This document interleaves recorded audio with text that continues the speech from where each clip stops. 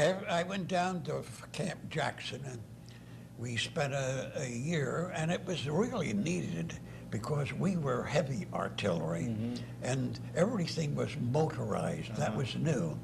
And the officers were to travel around in motorcycles, not by horse or automobile, motorcycles. So I learned how to run a motorcycle. I loved that. And you could hit up speeds, 80, 85 miles an hour on one of those darn things. God help you if you hit a bump, though. You just went sailing through the air. This happened to me several times. But anyhow, the men had to learn and to do a thing automatically with those big guns, the handling of those big guns. You ought to see the hole that one of those shells would make, just one, when it hit the ground a couple of miles away. My goodness. Oh, God, it was enormous. You could put a house in it. It was terrific. So finally the word came, and we piled on the train and went north. And the next day we were on ship. And everybody got, the officers especially, got very pious on the ship. Very pious. And the number of, we were approaching the submarine zone. And the number of men that volunteered to go to confession, you didn't have to ask them. They came to you, Chaplain, could I go to confession?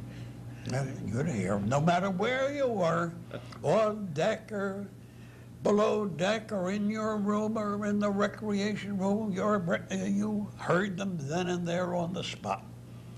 And you learned how to hear them fast, too.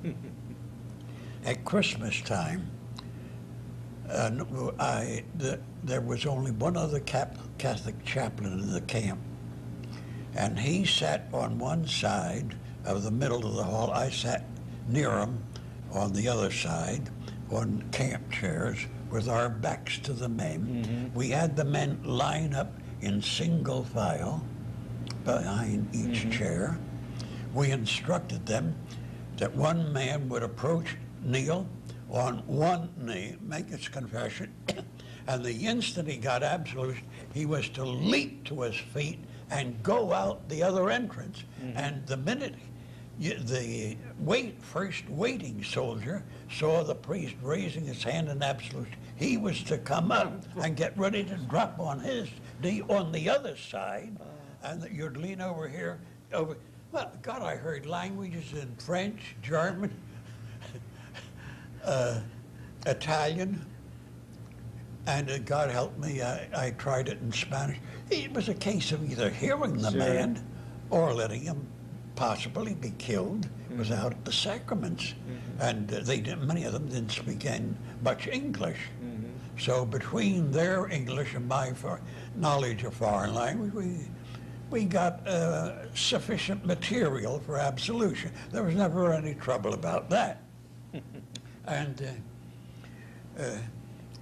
on the boat, everything was darkness at night, of course, and quiet. And that was the tense time, you know.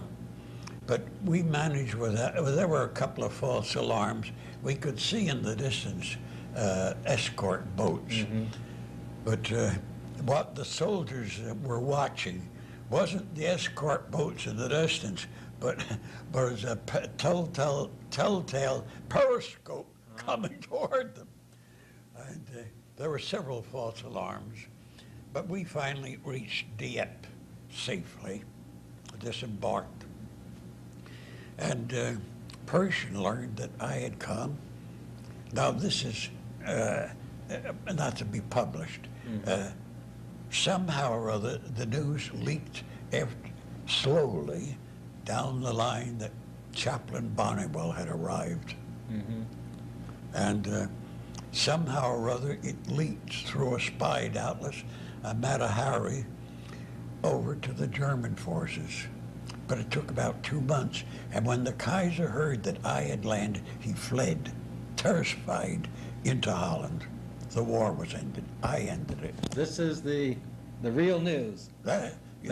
but keep it quiet. Oh, we'll try I to. am very humble, and I don't I want have two close friends I'd love to tell, But no one else. anyhow, about 2 months or so after the war, I arrived there and was at the front. Boy, that's where you got religion. Oh, yes? At the front. You didn't know whether you were going to be alive 1 minute from that minute or not. Everything was quiet. You rarely saw the enemy. That was the thing that stunned me. I don't think I saw a German soldier for weeks. My goodness. And, but I knew they were close at hand because the shells would come screaming overhead and land uncomfortably close. My goodness. And it would blow shrapnel, 50 feet or more, and a piece of that alone could kill you.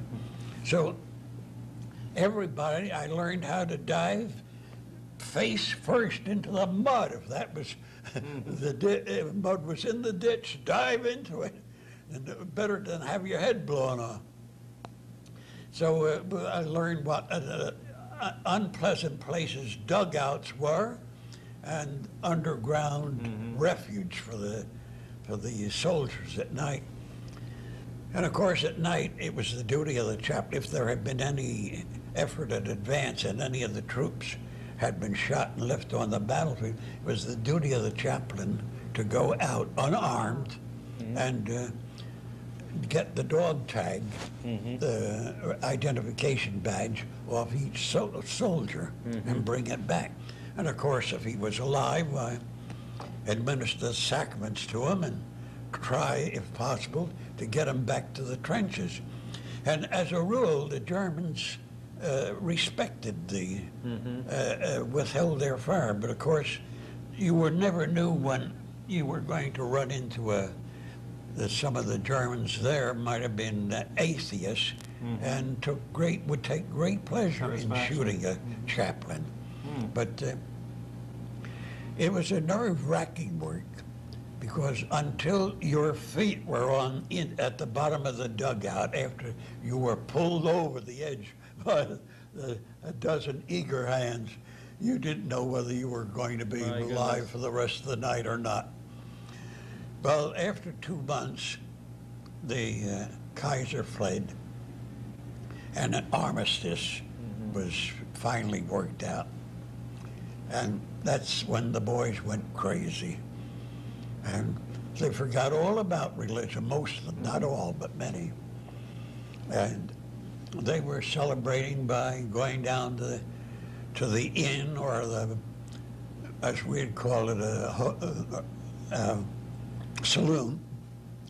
Only the French, they are more polite, and getting pie-eyed on the French drinks and making love to what French demoiselles were left.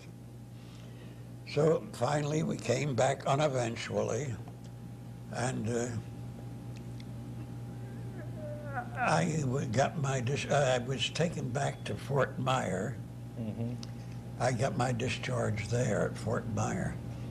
And but you see, the idea of a chaplain corps was unknown in the American Army up to the First World War.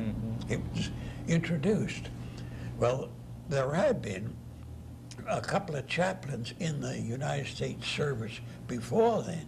One was the famous chaplain of the battleship Maine. He was a priest, a secular priest, I believe. He was killed when the battleship was blown up in Maine Harbor.